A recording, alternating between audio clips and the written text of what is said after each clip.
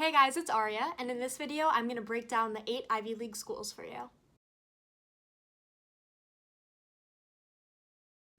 So the 8 Ivy League schools are Harvard, Yale, Princeton, Columbia, University of Pennsylvania, Brown, Dartmouth, and Cornell. And for each one of those schools, I'm going to go through and kind of state what they're known for, what they specialize in, and kind of state the majors that they're most known for. So like if you want to be a biology major, you should go to this school. If you want to go into business, it should be this school, to kind of give you a perspective about what each school is known for.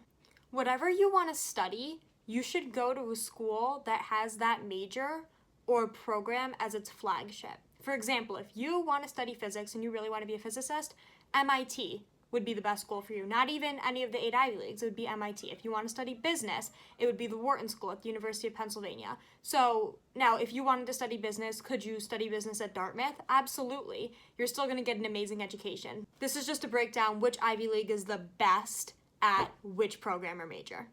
Now, before I break down each one, I just want to say all 8 of these schools are liberal arts schools, which means that whether you're an engineer, a business major, a physics major, a biology major, an English major, literally whatever you do, you're going to have to take some humanities classes, and all of the schools require some sort of a humanities education. They're all focusing on the liberal arts. Okay, so starting off with Harvard.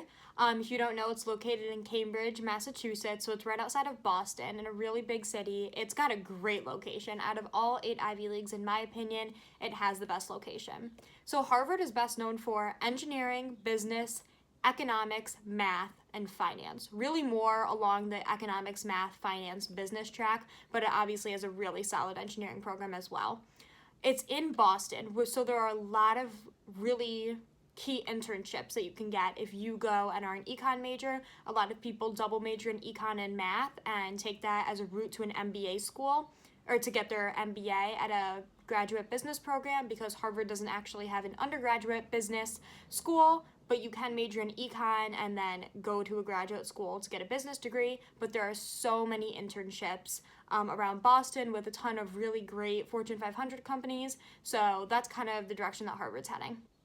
So next is Yale, located in New Haven, Connecticut, which I visited Yale. I actually really like New Haven. It's kind of in the middle of nowhere, but it is still really cool. The opposite of Boston, obviously, though.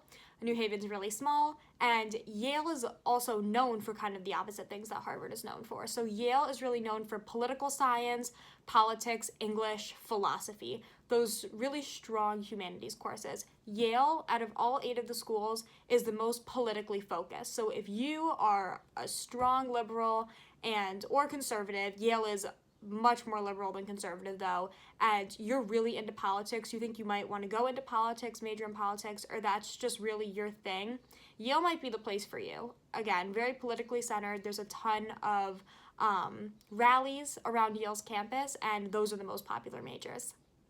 Princeton, which is located in Princeton, New Jersey. That's actually one of the schools on here that I haven't visited. It's the school I know the least about. However, I know 3 of the most popular majors are operations research, public policy, and economics. So operations research and public policy are kind of different than the other 7 schools. Princeton really focuses on those 2.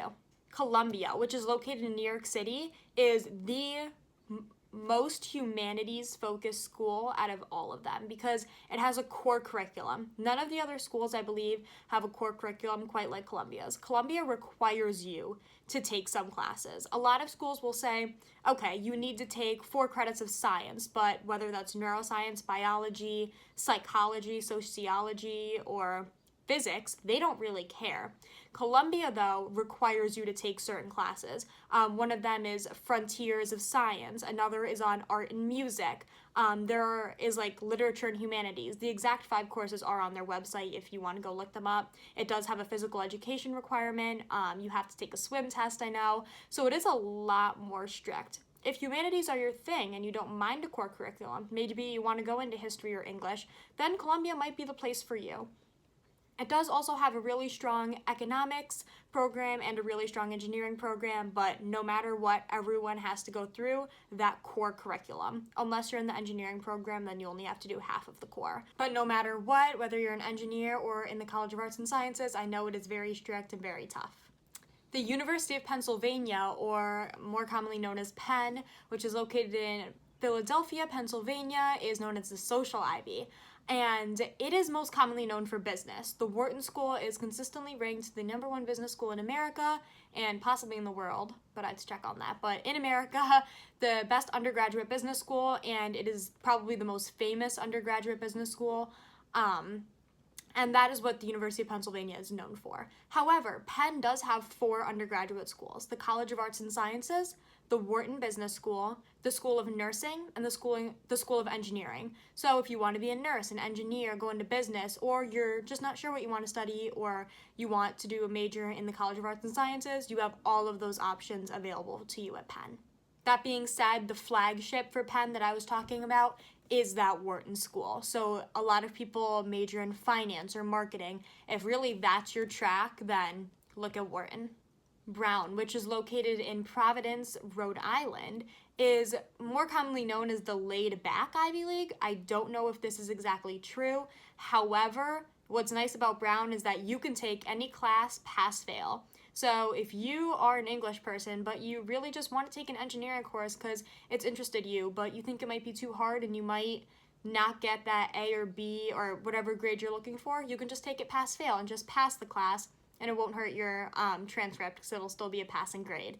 So that's one nice thing about Brown. Brown is definitely known as a humanities school.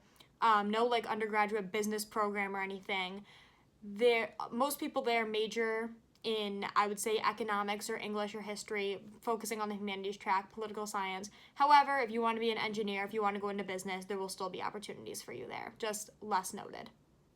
Dartmouth, I would say, is the most science-y school out of all of these. Known for the natural sciences, biology, chemistry, I think especially more for biology. So if you know that you really want to do biology, you want to major in biology, Dartmouth might be the place for you. It also has a really strong undergraduate engineering program.